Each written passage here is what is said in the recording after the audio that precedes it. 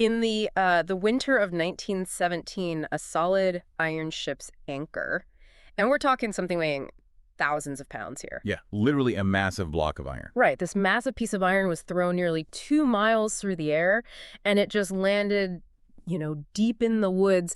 And the crazy thing is, it wasn't launched by a volcano or it wasn't like a meteor strike or something. No, not at It all. was actually the direct consequence of a completely mundane, like 2-mile-per-hour fender bender in a harbor. Just a slow motion scrape that somehow triggered the largest man-made explosion in human history. Well, before the invention of the atomic bomb anyway. It really is hard to wrap your head around that scale. It is. And welcome to the deep dive, everyone. Today we are opening up the historical records, the first-hand accounts of December 6, 1917 in Halifax, Nova Scotia. We're going to unpack the brutal physics of how an ordinary winter morning was just vaporized in a fraction of a second. Literally a fraction of a second, yeah. We're also examining the terrifying disaster psychology of the thousands of people who actually stood there and watched it happen.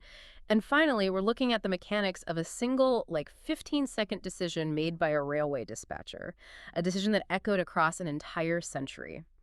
So for everyone listening, if you've ever wondered how a seemingly small mistake can rewrite history, you're in the right place. Yeah, absolutely. And, to understand the sheer scale of the kinetic energy that could throw a multi-ton anchor 2 miles, we really have to start by looking at the geopolitical bottleneck that created this whole situation. Like, the environment itself is the mechanism here. Right, because this didn't happen in a vacuum. It's 1917. Exactly. It's late 1917, and the First World War is just raging across Europe, and the Allied forces are facing this massive existential threat out in the Atlantic, which is the German U-boats. Right, the submarines. Yeah, the ocean was completely infested with them. They were just sinking merchant vessels left and right.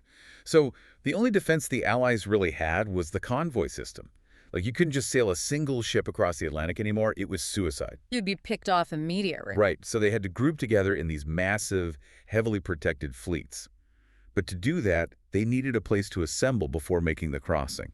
Which I guess makes Halifax the perfect staging ground. I mean, looking at the topographical maps we have in the sources, geographically, it sits right on the edge of the North Atlantic. Yep, it's perfectly positioned. But more importantly, the harbor has this really specific shape. Like, you have the open ocean, and then there's this long, deep, narrow channel, and then it suddenly opens up into this massive, fully protected inland body of water, the Bedford Basin. Yeah, the Bedford Basin is a crucial piece of the puzzle here. It's incredibly deep, so it can hold entire fleets of these massive ships, and it's completely sheltered from the open ocean, so U-boats can't get in. Because of that, Halifax basically became the primary funnel for the entire North American war effort. Wow, every single day, just... Every day. I mean, astronomical quantities of troops, munitions, food, heavy machinery, all of it moving through this single port. The harbor was just this chaotic, deafening industrial zone operating 24 hours a day. So it wasn't exactly a peaceful seaside town. Oh, not at all. The constant maneuvering of giant, smoke-belching vessels, the noise that was just the background noise of everyday life for the citizens of the city, it was incredibly busy. Right, so for you listening, if you're picturing a quiet coastal village where a massive ship would draw suspicion or look out of place, that's not it. The machinery of global war was just the daily commute for these people. The presence of danger had been completely normalized. Completely normalized. Everyone was used to it. And into this buzzing, hyper-congested logistical hub sails this French freighter. It's called the Mont Blanc. The Mont. Right. She was inbound, looking to enter the Bedford Basin to join one of those convoys.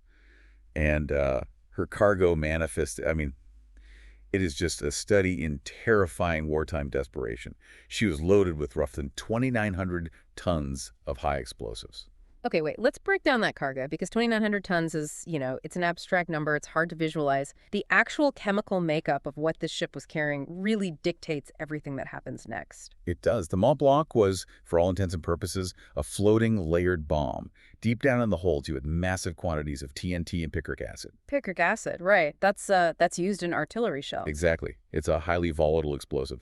They also had gun cotton down there, which is another incredibly sensitive explosive material. Now, these materials are powerful, obviously, but generally speaking, things like TNT are relatively stable unless they're subjected to a massive thermal shock or a huge kinetic shock. Right, you need a detonator. You can't just drop a match on it and expect a city-leveling event. But they didn't just have stable explosives in the hold, did they? They kind of stacked the deck. Yeah, they really did. Because the need for supplies on the Western Front was so desperate, the Mont Blanc was completely overloaded. So, on the top deck, completely exposed to the elements, to any potential impacts, the crew had lashed down hundreds of barrels of benzene. Denzel. And that's aviation fuel, right? It's an incredibly flammable, highly volatile aviation fuel. Yes. Okay, so if you have thousands of tons of military-grade explosives sitting in the belly of a ship, putting highly volatile aviation fuel on the top deck, seems like, I don't know, stacking dry kindling directly on top of dynamite. That is a perfect analogy. I mean, it basically guarantees that if anything goes wrong on the surface, the fire will easily burn hot enough to reach the thermal threshold of the explosives down below. It's a fuse. It's a massive fuse. It was a catastrophic risk, but it was dictated by the urgency of the war. They just needed the material over there. And so, coming the other way, heading out of the Bedford Basin toward the open ocean, was a Norwegian vessel called the Immo. BEMO. Yeah, and the Immo was chartered by the Belgian Relief Commission.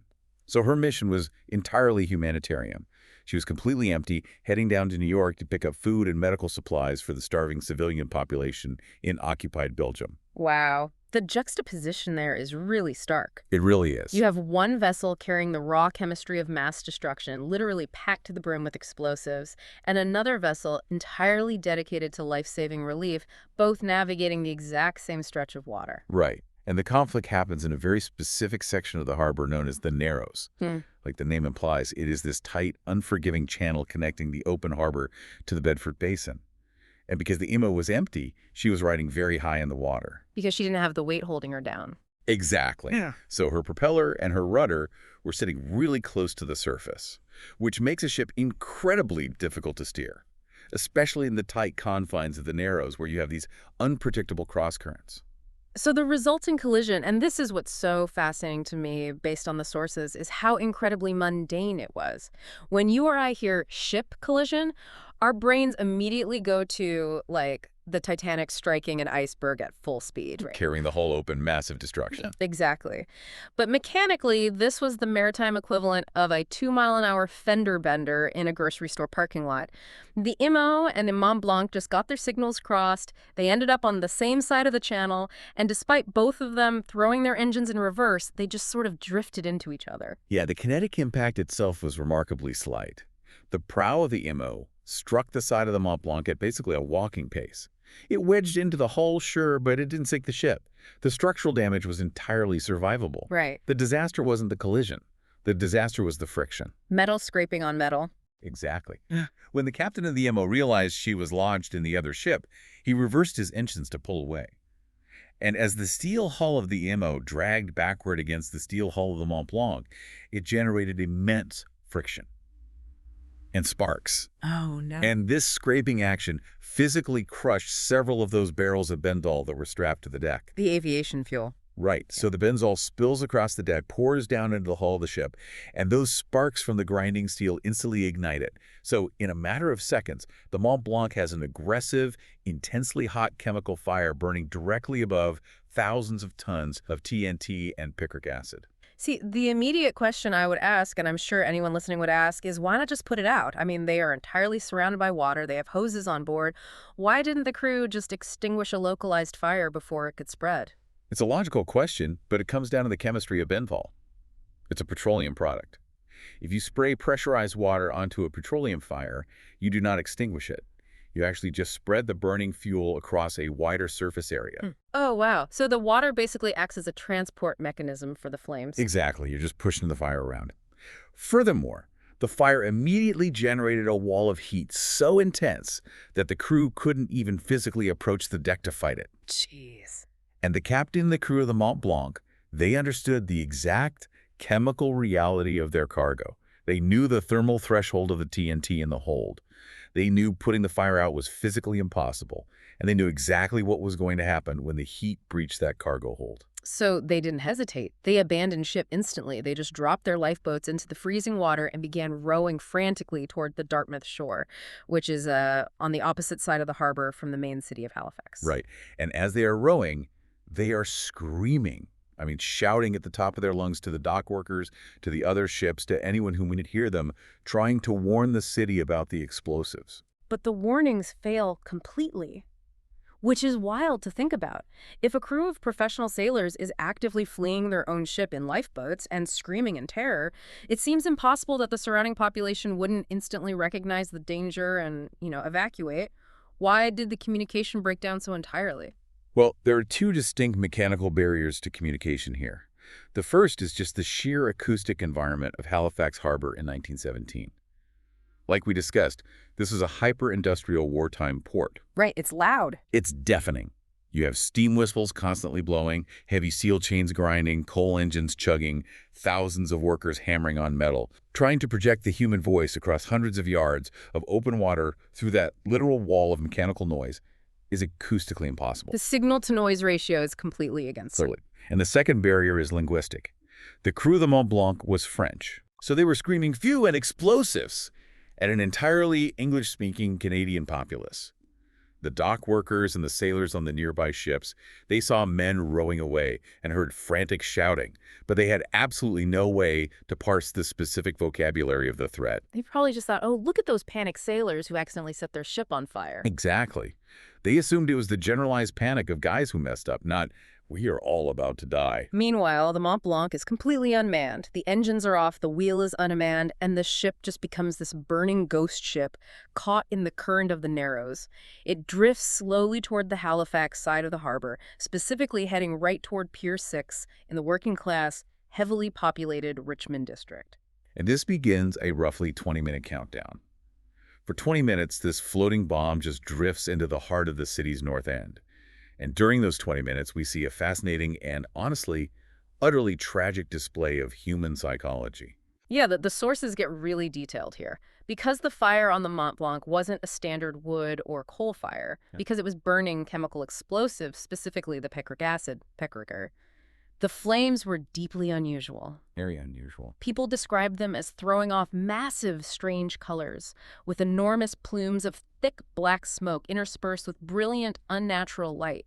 It was a visual anomaly. In humans, we rely on heuristics to assess threats. We use these mental shortcuts based on our past experiences to quickly judge a situation. For the citizens of Halifax, a fire in the harbor was an industrial accident. Right, it's a busy port, accidents happen. Exactly. Based on all their past experiences, a ship on fire meant the ship would burn, eventually it would sink, and maybe cause some localized damage to appear. Their heuristics did not account for the vaporization of a city. Obviously not.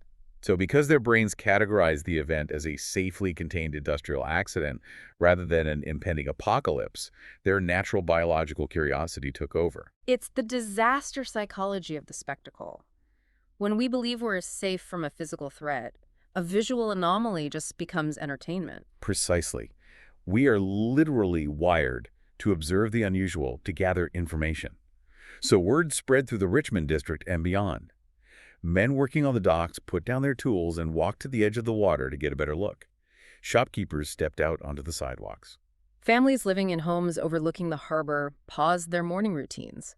I mean, children in the local schools actually abandoned their desks and crowded around the classroom windows, jostling each other to see the strange, colorful smoke rising from the water. It's the moth to a flame instinct. People inherently want to witness history, or at least, take a break from the mundane workday. Right, but the bitter reality is that this biological drive for observation was drawing them directly into a kill zone.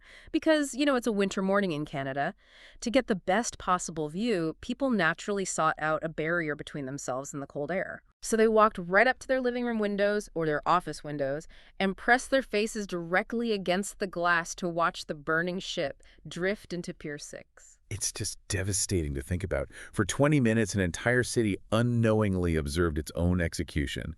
The collective attention of Halifax was fixed on this burning vessel, completely ignorant of the chemical reaction happening deep inside the hull. Until 9:04 a.m. At exactly 9:04 a.m., the ambient heat of the benzol fire finally breached the critical thermal threshold of the thousands of tons of TNT and picric acid in the hold. And the resulting detonation, it is a study in extreme physics. When high explosives detonate, it's not simply a very fast fire. It is a chemical phase change. Solid matter is instantly converted into incredibly hot, rapidly expanding gas. Right. And when 2,900 tons of explosives undergo this phase change simultaneously, the expansion of that gas occurs at supersonic speeds. It literally rewrote the physical geography of the harbor in a millisecond. It did. The first wave of destruction is the blast wind. The expanding gas pushes the surrounding atmosphere outward, creating this dome of incredibly dense, high-pressure air moving faster than the speed of sound. Wow. And the shockwave is so fast, it creates an absolute vacuum at the center of the detonation. And the kinetic force of that atmospheric shockwave is almost difficult to grasp. The historical records indicate that windows were shattered up to 50 miles away from the epicenter. 50 miles. Think about that. Yeah, for you listening, imagine this. If you drive a car at highway speeds for an entire hour, the atmospheric pressure from the explosion where you started was still dense enough and moving fast enough to physically blow out a pane of glass where you ended up. That's a great way to put it. And that is just the effect on the air. We also have to examine the effect on the water. The Mont Blanc was sitting right in the harbor. When the detonation occurred, the sheer force of the expanding gas instantly vaporized the water immediately surrounding the hull. Just turned it to steam. Instantly.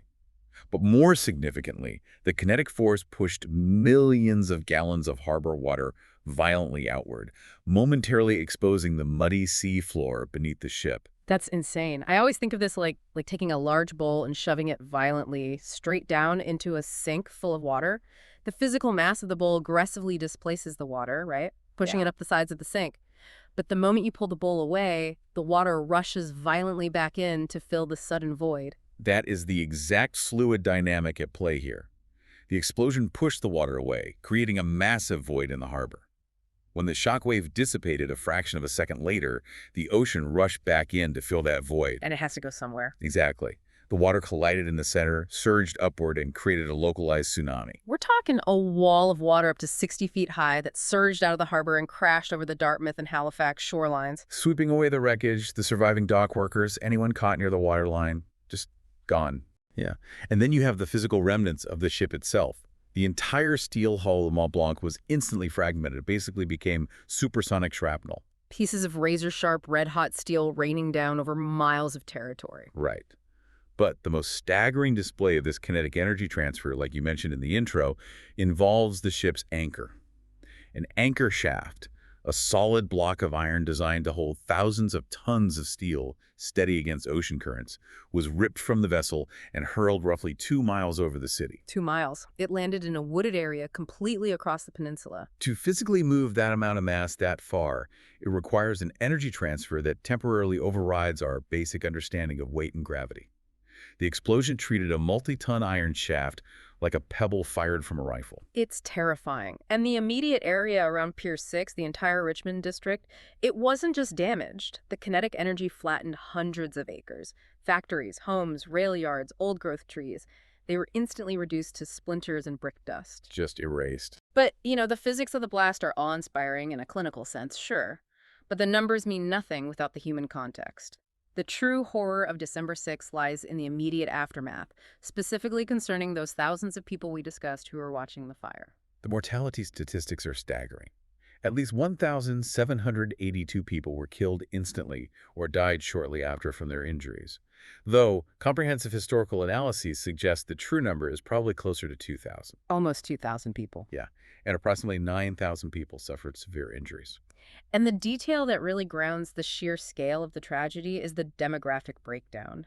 Around 500 of the dead were children. It's heartbreaking. Entire schools that were standing one second were simply gone the next. Roughly 1,630 buildings were completely erased from the map. That left about 6,000 survivors instantly homeless in the middle of a Canadian winter. And the injuries sustained by the survivors reveal the brutal mechanics of the disaster. Because the blast generated a supersonic shockwave, any rigid structure in its path became a secondary weapon. Right. Which brings us back to the windows. The people who let their curiosity override their caution. We discussed how thousands of people pressed their faces against the glass to watch the strange, colorful fire.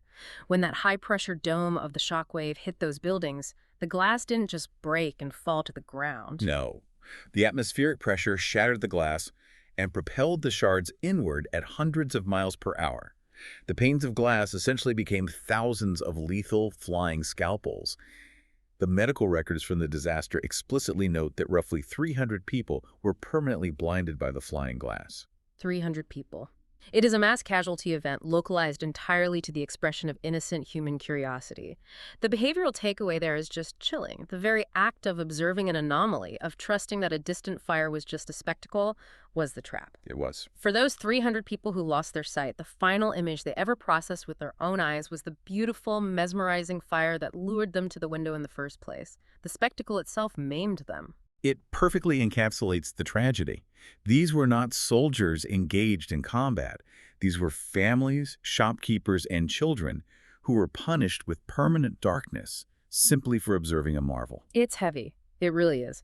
But while the entire city was collectively mesmerized by the pretty fire, completely unaware of the chemistry ticking down in the harbor, there was one individual who actually had the situational awareness to understand exactly what was happening. Right. A man working about a quarter-mile from the epicenter who saw the exact same fire, but possessed the technical knowledge to recognize the impending annihilation. Amidst all the innocent ignorance of the crowds, the historical records really highlight the actions of a 45-year-old railway dispatcher named Vince Coleman. Right, Vince Coleman. I saw his name highlighted multiple times in the source notes regarding the rescue efforts.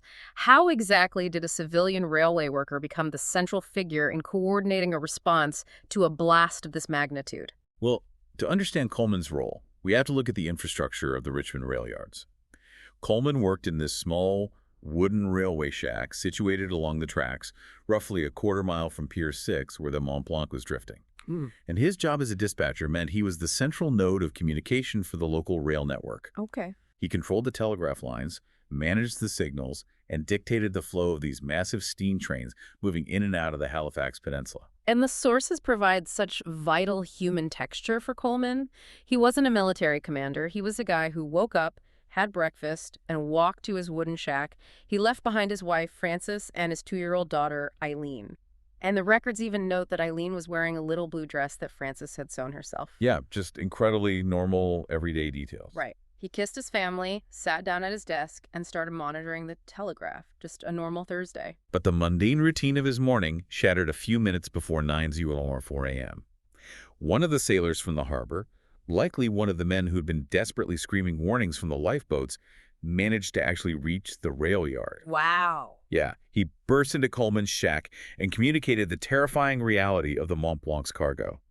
He explicitly told Coleman and his boss, the chief clerk, that the burning ship drifting toward the pier was loaded with thousands of tons of military explosives, and that a massive detonation was imminent. And the biological response to that kind of information is, it's hardwired into our neurochemistry. The amygdala just hijacks the brain's processing center.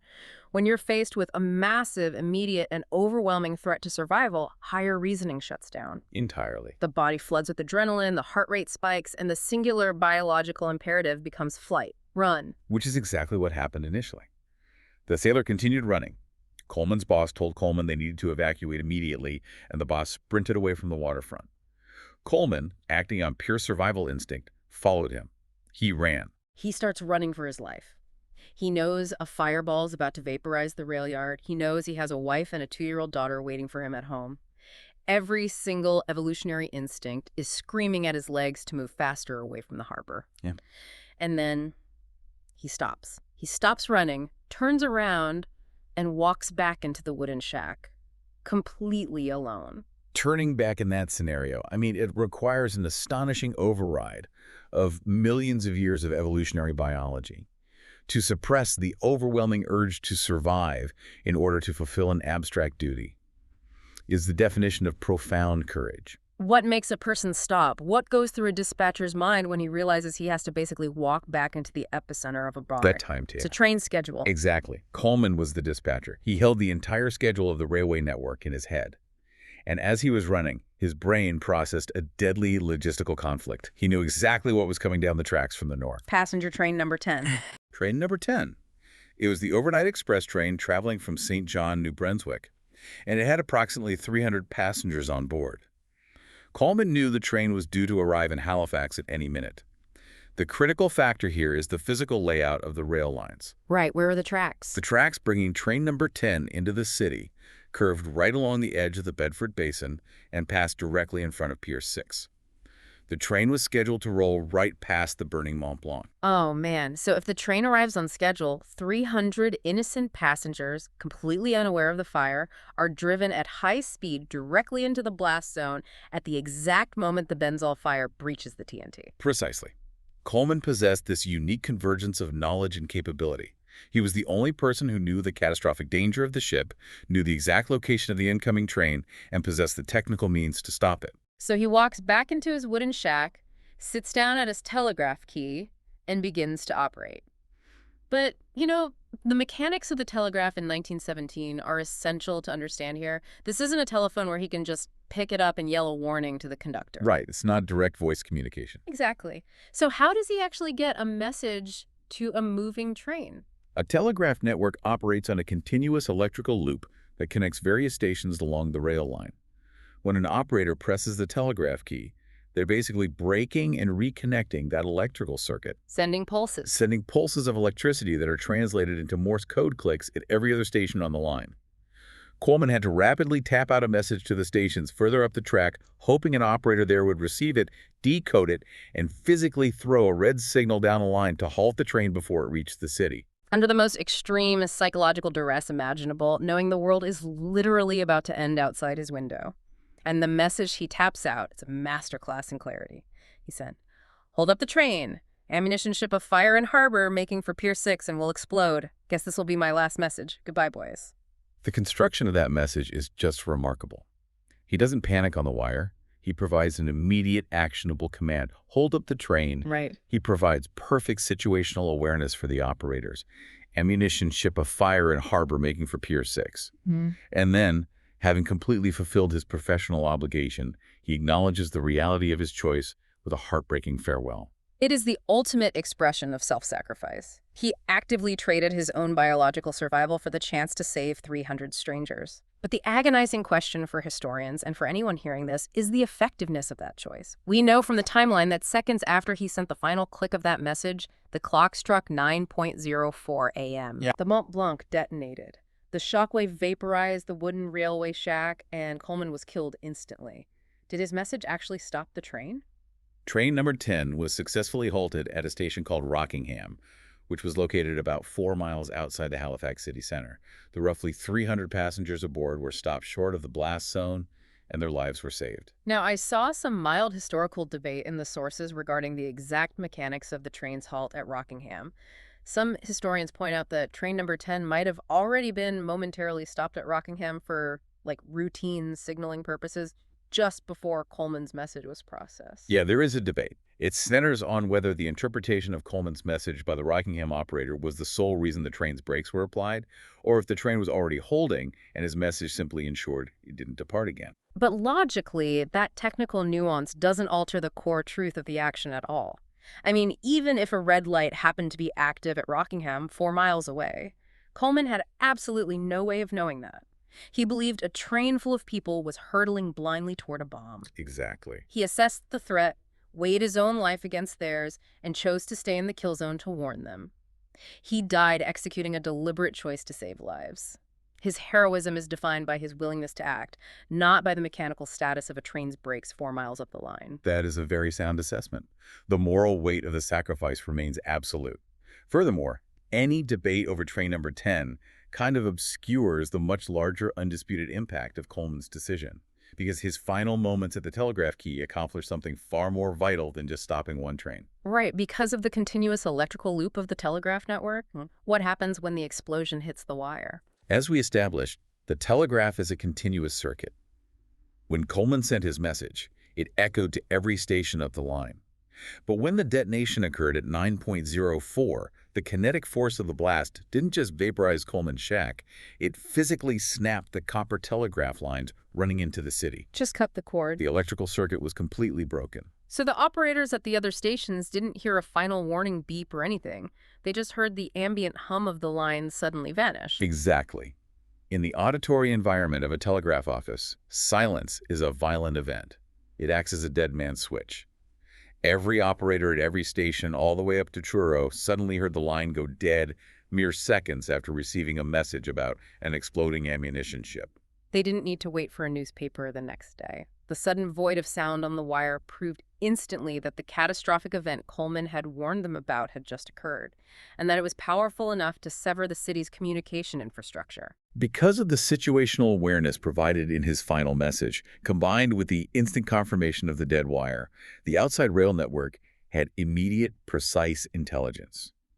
They knew exactly what had happened, they knew where it had happened, and they knew the damage was catastrophic. Wow.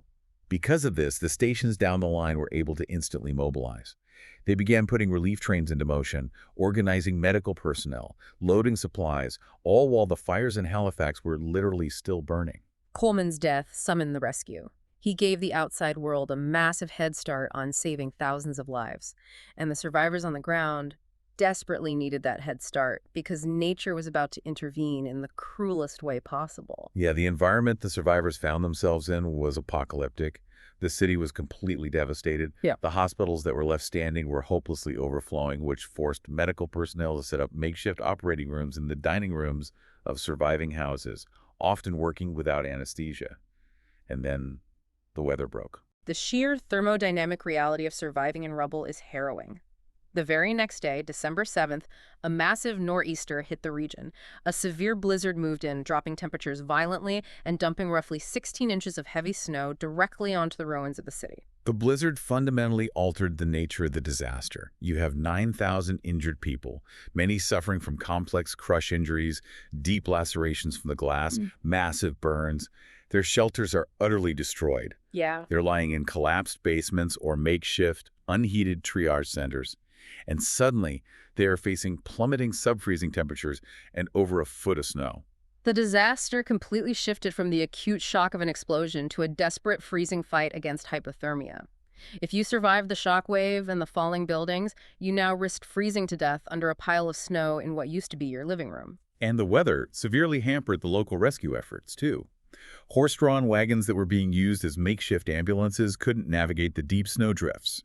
Rescue workers found it nearly impossible to dig through the frozen, snow-covered rubble to reach survivors who were still trapped. The compounding effects of frostbite on top of acute trauma drastically increased the mortality rate.